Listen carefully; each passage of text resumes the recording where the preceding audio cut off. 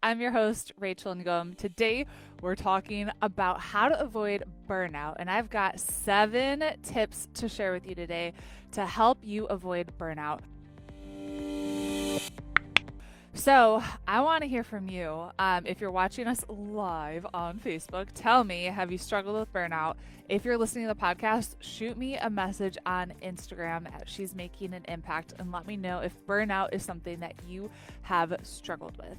So, before I tell you my story though, actually, I'm so excited because September we are going all in. And so, by going all in, what I mean is we'll be going live on Facebook and uploading to our podcast every day. 11 a.m. is when we'll be going live, 11 a.m. Eastern, with different tips, strategies, mindset hacks, different things to help you grow your business and finish the year strong. So I got tons of content already planned to help you crush it. But if you have an idea in mind, you're like, Rachel, I have a question, or could you talk about this? Shoot me a message on Instagram, again, at She's Making an Impact. I'm here to help you, to serve you, to support you, and we're in this together. Okay, so burnout. This is something I am all too familiar with. And so this was in my first business. TJ was a baby. So this was about 7 years ago. And I was hustling like crazy in that first business. It was in network marketing, and I am, if you're familiar with Danny Johnson's Gems, I am a Ruby personality, like hardcore. I've gotten so much better and like toned that down and learned how to embrace the other gems. But I definitely back then was so much driven by that recognition, rewards, making money, all those things. And so when in network marketing, they would like dangle a carrot, I'd be like, yes, let's go for it. Let's do this and work 24/7. It was rough. And so to add on to that, I wasn't sleeping well at night because my baby was not sleeping well. And so I'd be drinking coffee and energized like caffeine all day and then unwinding with half a bottle of wine at night. So my adrenals were shot. I ended up gaining about 30 pounds, getting adrenal fatigue, leaky gut. I was sick every single month. I got like strep throat and the flu and different infections. It was insanity.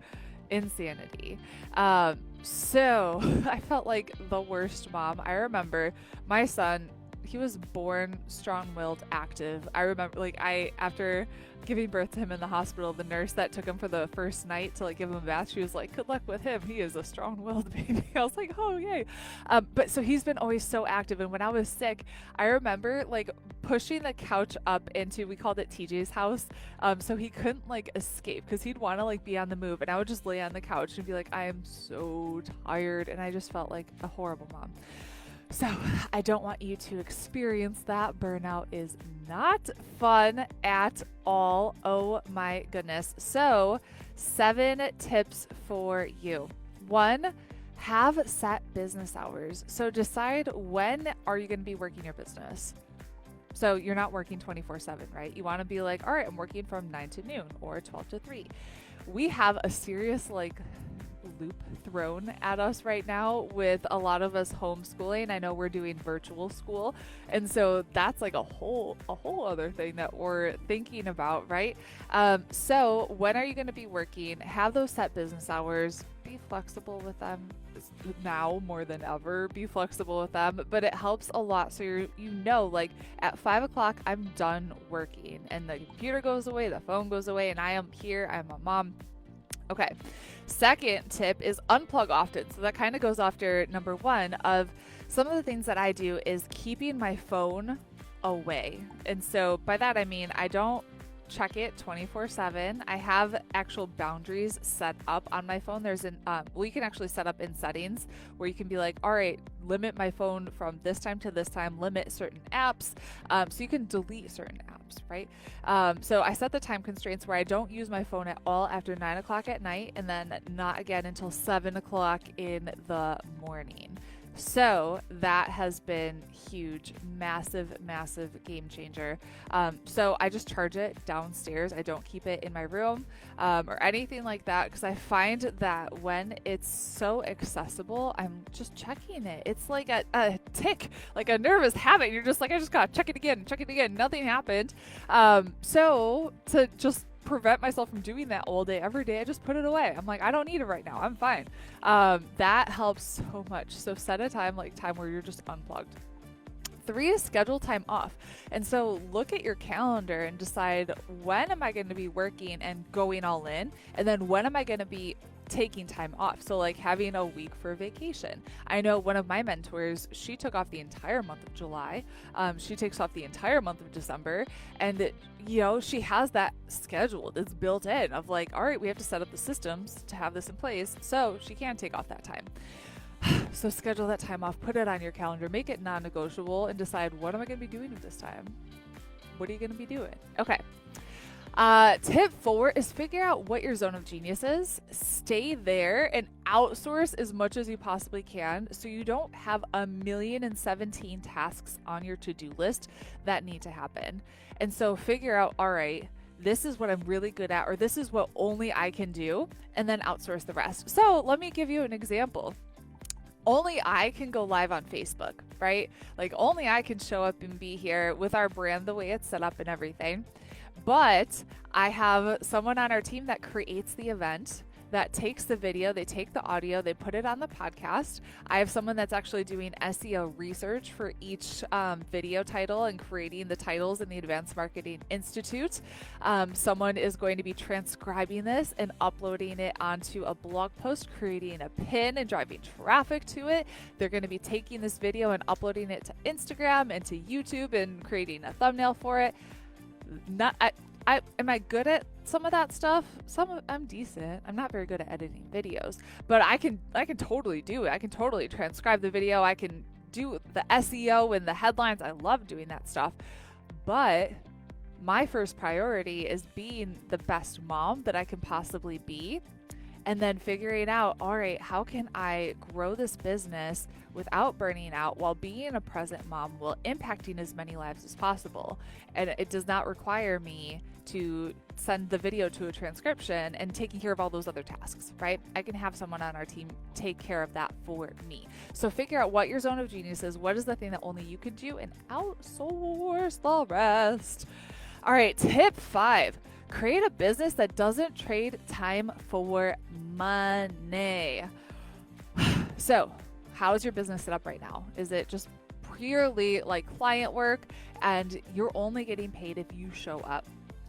You got to step out of that model. And so, the 2 highest income streams that we have in our business, selling online courses. And so that literally, it's you create it and then you sell it. And so you can set that up so it's totally evergreen, which is amazing. Second is leveraging my time with our group coaching program, Activate. And so it's set up in a way where I decide how I show up, when I show up, where I show up, all of those things. And it takes 3 to 5 hours of my time per month, and we're able to have other people step in and support our students in such a way that they're just crushing it, and I'm so excited to see them just in the results that they're getting right now. In September, we're doing Money Mindset Month, and I'm like so pumped for them to see where they're going to be at the end of this month. Okay, so figure out what income stream do you have right now. What do you need to do to shift that so you have another income stream that's more passive, so you're not trading time for money? All right, tip 6, set boundaries with your clients. It is no fun to have a business where your clients are hounding you and calling you and boxing you and emailing you and expecting an immediate response.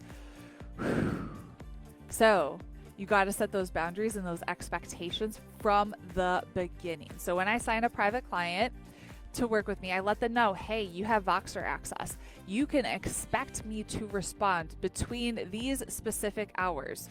I don't work on weekends. You can Vox me. I probably won't get back to you on Monday.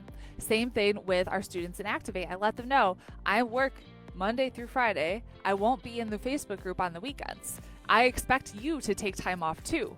And so I'm setting the example for them of what it looks like to create a business that has boundaries so they don't burn out, because I don't want any of my students to burn out, right? And so you got to set boundaries with your clients. You got to set those expectations from the beginning, because if you don't tell them what to expect from you, they might expect communication and you'll get back to them every 30 minutes or like an immediate response if you don't tell them up front. Okay? And then bonus tip number 7 is just to give yourself some freaking grace. 2020 has been an insane, wild year. Wild year.